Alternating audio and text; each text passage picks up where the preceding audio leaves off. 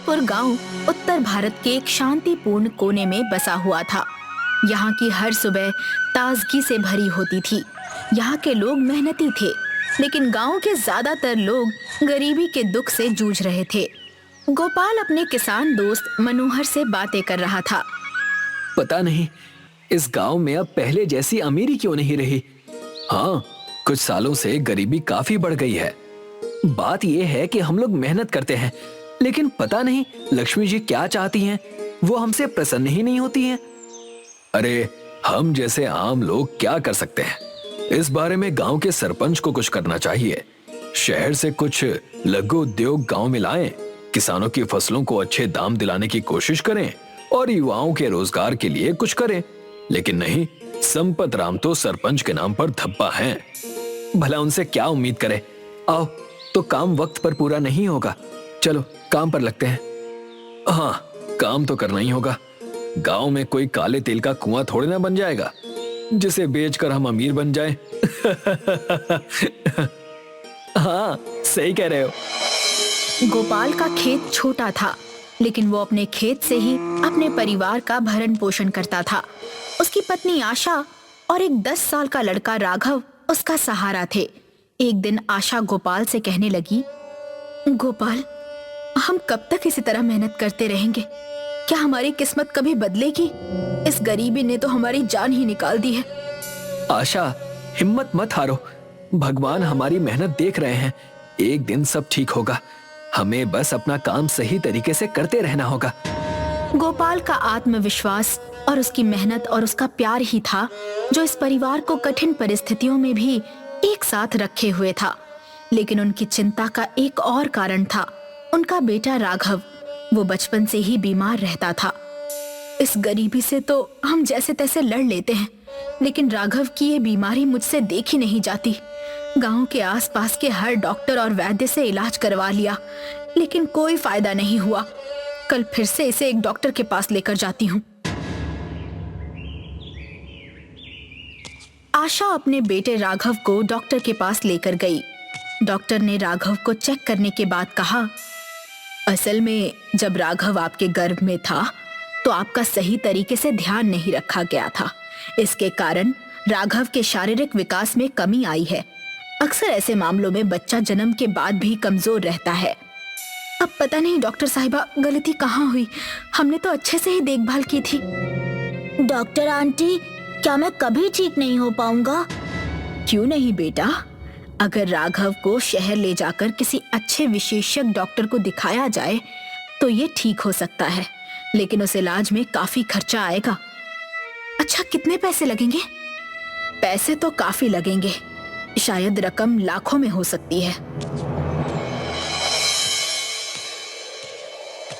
Doctor के कहने पर राघव का इलाज कराने के लिए गोपाल और आशा उसे शहर ले जाना चाहते थे, लेकिन पैसों की कमी के कारण वे जा नहीं सकते थे। इस गरीबी का इतना दुख पहले कभी नहीं हुआ जितना आज हो रहा है। पैसे होते तो जल्दी जाकर शहर के डॉक्टर को दिखा लाते। मैं कोशिश कर रहा हूँ। इस बार अच्छी फसल हुई तो सबसे पहले यही काम करेंगे। तब तक हमें राघव का काफी ख्याल रखना होगा। अब गोपाल अपने खेत में ज्यादा मेहनत करने लगा। एक दिन हल चलाते हुए अचानक हल किसी सख्त चीज से टकरा गया। गोपाल ने घबराते हुए हल को बाहर खींचा और देखा कि जमीन से कुछ चमकदार चीज निकल रही थी। उसे बाहर खींचते हुए गोपाल ने देखा कि ये एक सोने का दीपक था जो अब तक जमीन में गड़ा हुआ था। ये क्या है? ये तो बहुत पुराना दीपक लगता है। इसे घर ले जाकर साफ करता हूँ। गोपाल जब घर आया तो उसने दीपक को साफ किया। तब पता चला कि वो दीपक सोने का है। आशा दीपक को देखकर बहुत खुश हुई। आशा ने दीपक को देखकर खुशी से कहा, वाह, ये तो सोने का दीपक लगता है। सुनो जी, इसे अगर हम बेच दें तो अच्छे पैसे आ सकते हैं। हम राघव का इलाज करवा सकते हैं। हमारी गरीबी भी इससे दूर हो सकती है। सही कह रही हो आशा। कल ही शहर जाकर इस दीपक को बेच आऊंगा। अब हमारे सारे दुख खत्म हो जाएंगे। देखो तो ये दीपक कितना बढ़िया है। जैसे ही गोपाल ने दीपक को अच्छे से रगड़ा, कमरे में एक अजीब सा धुआं फैलने लगा। थोड़ी देर में वहाँ धुआं एक विशाल और डरावने जिन्न में बदल गया, जिन की आंखों में चमक थी। तुमने मुझे इस दीपक से मुक्त किया है और अब मैं तुम्हारी एक इच्छा पूरी करूंगा। मांगो मेरे मालिक, तुम्हें क्या चाहिए? क्या क्या तुम सच में मेरी मदद करोगे? हाँ, लेकिन याद रखना, इस इच्छा का उपयोग समझदारी से करना। तुम्हारे पास एक ही मौका है। गोपाल सोचने लगा। अजी, सोच क्या रहे हो? जल्दी से कहो कि हमारे राघव की तबीयत ठीक कर दो। ए जिन बाबा, सुनो। गोपाल ने आशा को बीच में रोक दिया। नहीं नहीं आशा, रुक जाओ। अब हम राघव की तबीयत तो ठीक कर सकते हैं, लेकिन इससे सिर्फ हमारी ही तकलीफ दूर होगी। अगर हम इनसे ऐसा कुछ मांगे जिससे हमारी और गांव की सारी परेशानियां दूर हो जाएं, तो सबका भला होगा। सही कह रहे हैं आप। गोपाल ने थोड़ी देर सोचा और फिर कहा, हमारे गांव में गरीबी है। अगर हमें काले तेल का कुआं मिल जाए तो हमारी सारी समस्याएं हल हो सकती हैं। तुम्हारी इच्छा पूरी होगी। इस कुएं से तेल निकलेगा जो सोने से भी कीमती होगा। इसका उपयोग सोच समझकर करना। ये कहकर जिन अचानक गायब हो गया। गोपाल और आशा खुश हुए। अगली सुबह गोपाल जब आशा और मनोहर के साथ खेत में पहुंचा तो उसने देखा कि उसके खेत के बीचों बीच एक विशाल कुआं खुदा हुआ था। कुएं से एक गहरे काले रंग का तेल बह रहा था। गोपाल को ये देखकर विश्वास ही नहीं हुआ। ये तो सचमुच चमत्कार है। भगवान ने हमारी मेहनत का फल दिया है। हे भगवान, देखो तो कैसे तेल से लबालब भरा हुआ है। वाह भाई गोपाल, मुझे लगा कि तुम लोग मजाक कर रहे हो, लेकिन मुझे तो अपनी आंखों पर यकीन नहीं हो रहा। गोपाल और मनोहर ने कुएं से तेल निकाला और उसे बाजार में बेच दिया। उन्हें बहुत पैसे मिले। गोपाल ने जल्द ही इतनी बड़ी रकम कमाई कि राघव का इलाज हो गया। उसने अपने खेत की मरम्मत की, परिवार के लिए नए कपड़े खरीदे और एक आरामदायक घर बनाया। मनोहर का भी यही हाल था। वाह गोपाल, अब तो हमारे सारे दुख खत्म हो गए। अब मैं करोड़पति बनना चाहता हूँ। मनोहर, करोड़पति बनने में कोई दिक्कत नहीं है, लेकिन सबसे पहले हमें अपने गांव के लोगों के लिए कुछ करना होगा। तुम ठीक कहते हो गोपाल। गोपाल ने तेल से मिली हुई रकम का एक बड़ा हिस्सा गांव के विकास में लगाया। उसने गांव में एक स्कूल बनवाया ताकि बच्चों को अच्छी शिक्षा मिल सके। किसानों की फसल अच्छे दामों में बिकवाई। वाह गोपाल, तुमने तो गांव का रंग रूप ही बदल दिया। इतना विकास तो संपत राम ने सरपंच रहते हुए भी नहीं किया, जितना कि तुमने किया है। गोपाल, इस बार सरपंच के चुनाव में उम्मीदवार के तौर पर तुम्हें भी आवेदन देना चाहिए। अच्छा सुझाव है। सरपंच बनने के बाद मैं इस गांव की और ज्यादा सेवा कर पाऊंगा। गांव के कुछ लोग गोपाल के चुनाव में खड़े होने के फैसले की सराहना कर रहे थे, लेकिन गांव का सरपंच संपत राम उससे जलने लगा। संपत राम अपने खास आदमी धर्मा से बात कर रहा था। वो हमें चुनाव में टक्कर देगा। अरे 20 सालों से हम इस गांव के सरपंच हैं। उसका सारा जोर उस तेल के कुएं पर ही टिका है। हमें उस कुएं पर अपना कब्जा करना होगा। आप चिंता न करें मालिक, मैं अपने आदमी ले जाकर आज रात ही गोपाल के कुएं पर जाता हूँ। वो उस तेल के कुएं पर ही फुदक रहा है ना। मैं आज ही उस कुएं से सारा तेल निकाल लूंगा। हाँ जा, आज रात को ही जा। कुआं खाली करने के बाद फिर से कुआं भरने में 2-3 दिन तो लगेंगे ना। जब भरेगा तो फिर से जाकर तेल निकालेंगे। संपत राम ने रात के समय अपने आदमियों को भेजा ताकि वे गोपाल के कुएं से तेल निकाल सकें। लेकिन जैसे ही आदमियों ने कुएं से तेल निकालने की कोशिश की, अचानक कुएं से आग की लपटें उठने लगी। ये देखकर सभी डर के मारे भाग गए। अगले दिन जब गोपाल को इस घटना का पता चला तो उसने गांव के लोगों को इकट्ठा किया और कहा, ये कुआं सिर्फ मेरा नहीं है, ये भगवान का वरदान है और इसका लाभ हम सभी को मिल रहा है। लेकिन अगर कोई इसे नुकसान पहुंचाना चाहेगा तो ये गांव को नुकसान पहुंचाने के जैसा है।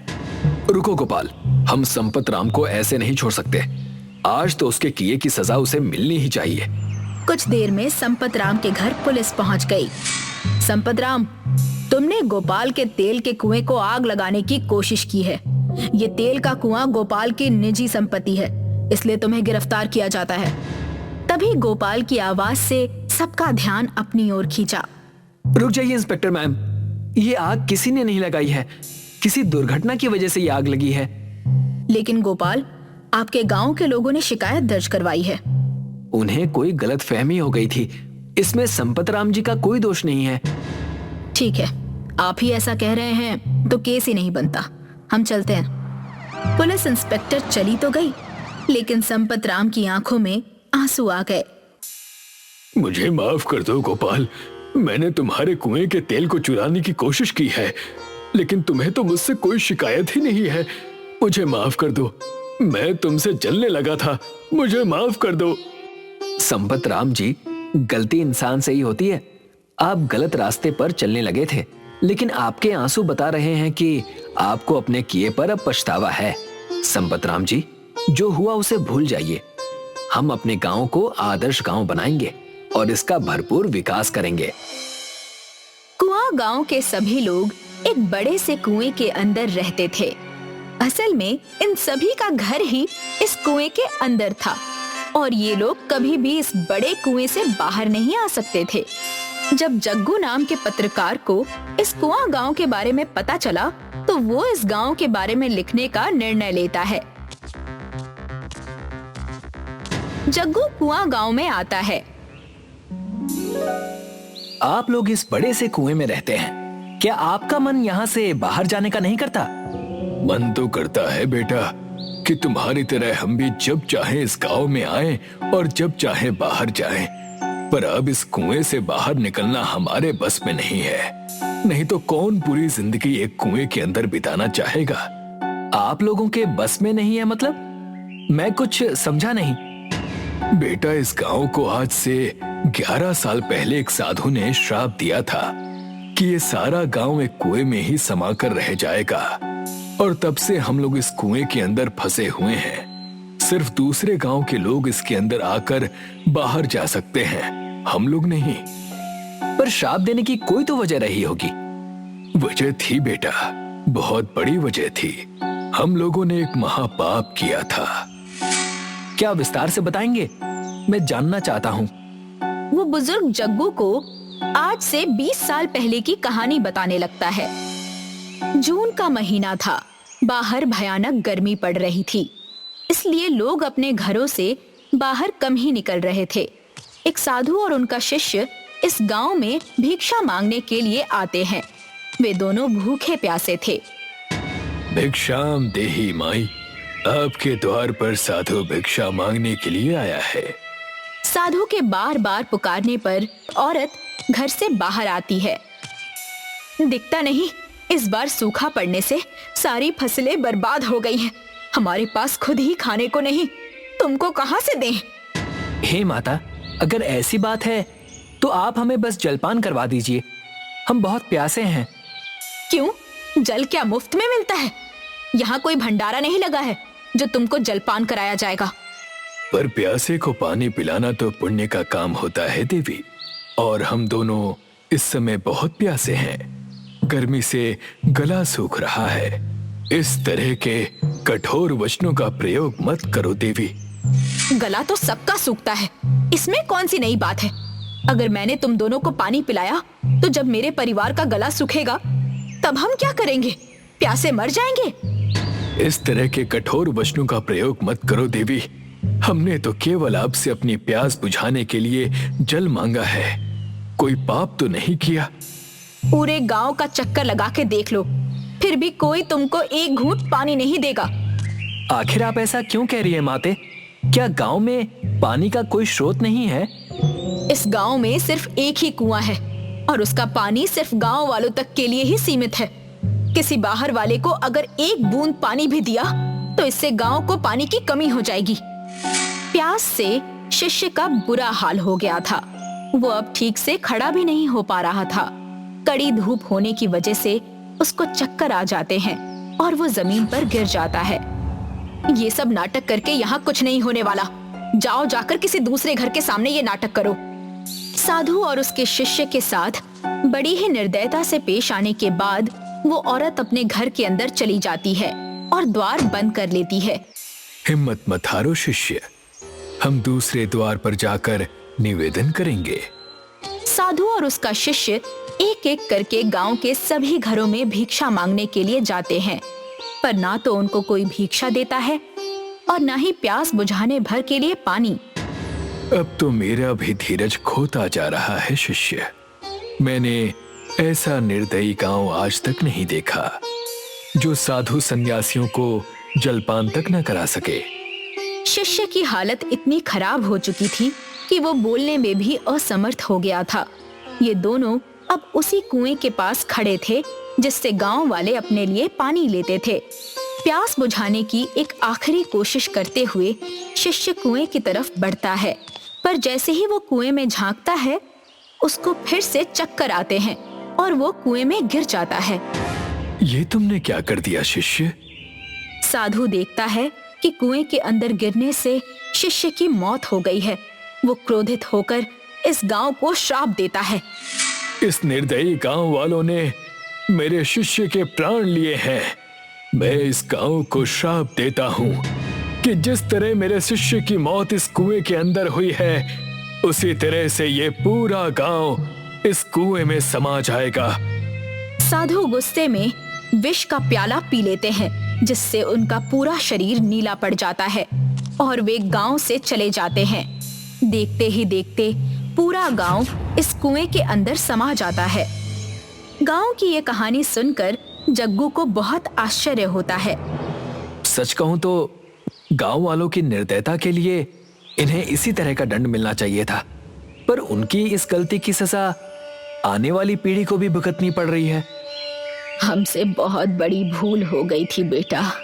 काश उस दिन जब वो साधु बाबा सबसे पहले मेरे द्वार पर आए थे, मैं उनको जलपान करा देती तो इस सब की नौबत ही नहीं आती। क्या इस श्राप से मुक्त होने का कोई रास्ता नहीं है? रास्ता तो वही बता सकते हैं जिन्होंने ये श्राप दिया। बेटा, अगर तुम उन साधु बाबा को ढूंढकर उनसे निवेदन करोगे कि वे हमारे गांव को इस श्राप से मुक्त कर दें, तो तुम्हारी बड़ी मेहरबानी होगी। ठीक है, मैं कोशिश कर सकता हूँ, पर मैं उनको कहाँ ढूंढूंगा? और अगर मिल भी गए तो पहचानूंगा कैसे? जैसा इन्होंने बताया कि साधु बाबा ने विष का प्याला पिया और उनका पूरा शरीर नीला पड़ गया।